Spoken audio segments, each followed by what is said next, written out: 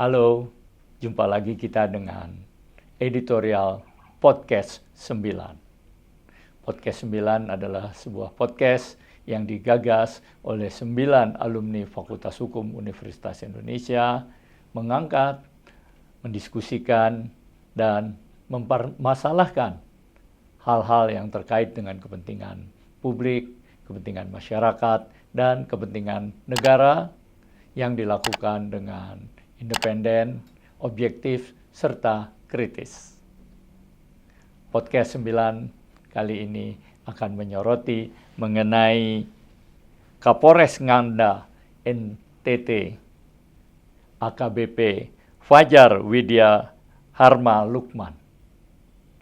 Kita tahu AKBP Fajar ini sekarang alhamdulillah sudah dinyatakan sebagai tersangka. Sebelumnya publik bertanya-tanya, mengapa walaupun sudah jelas ada barang bukti, ada pengakuan, dan juga yang bersangkutan tidak mengelak, tetapi beberapa hari sejak kejadian AKBP Fajar belum dinyatakan sebagai tersangka. Tetapi 1-2 hari yang lalu AKBP Fajar dinyatakan sebagai tersangka. Jadi publik pun tidak lagi gaduh. Bahkan yang bersangkutan dipajang di depan wartawan ketika polisi melakukan konferensi pers. Kendati demikian, kasus ini tetap menyedot perhatian masyarakat luas dan tetap juga bertanya-tanya kepada Polri mengapa hal ini dapat terjadi. Kasusnya bermula ketika AKBP Fajar melakukan pencabulan terhadap 4 anak di bawah umur. Tidak hanya itu, luar biasanya pencabulan ini direkam.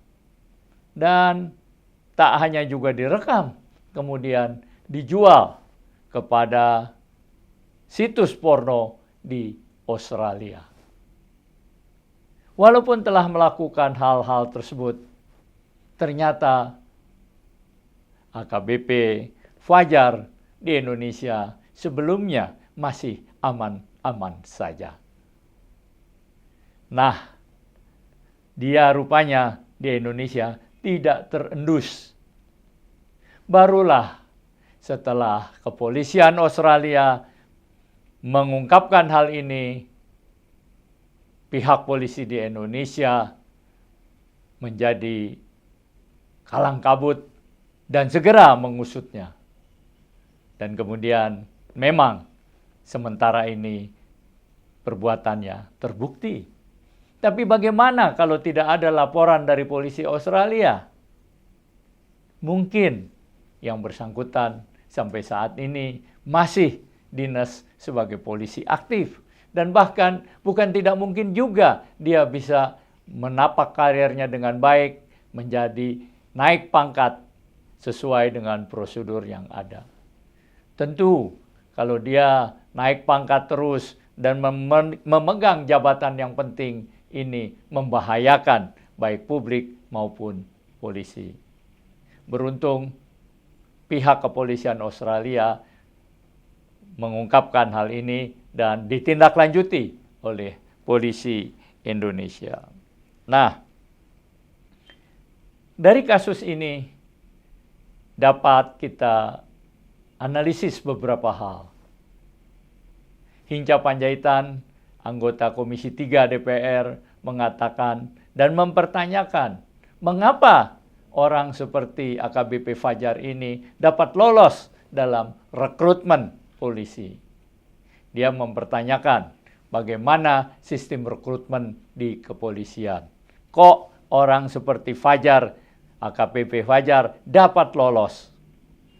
Hinca menghendaki di kemudian hari agar seleksi rekrutmen anggota Polri diperbaiki agar orang-orang seperti Fajar tidak lolos menjadi anggota polisi.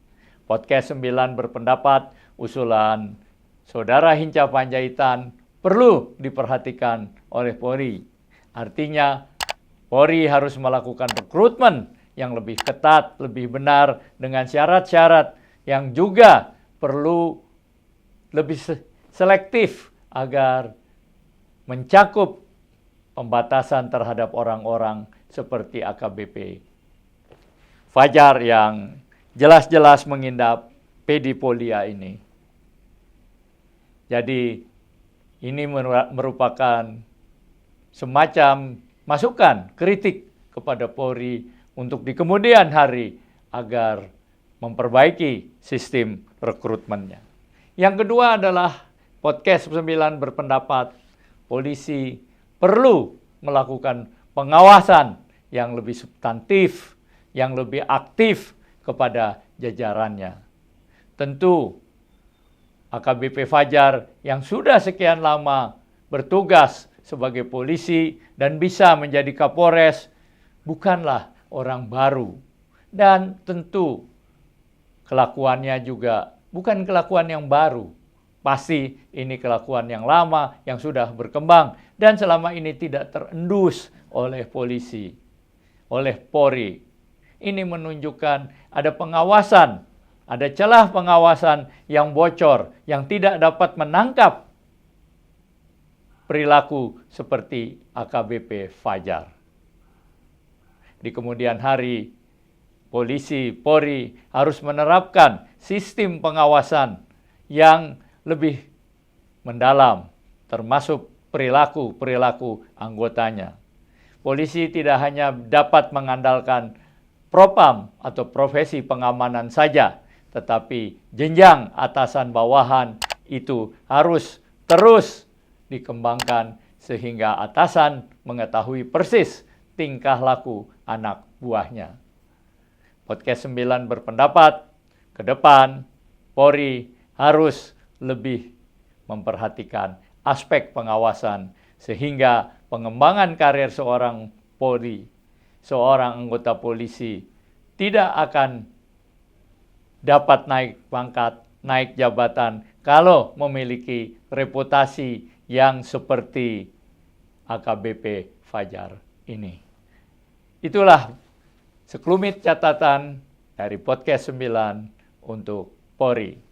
Seperti biasa, kami selalu mengingatkan, tegakkan hukum, berikan keadilan. Saya Wina Armada Soekardi.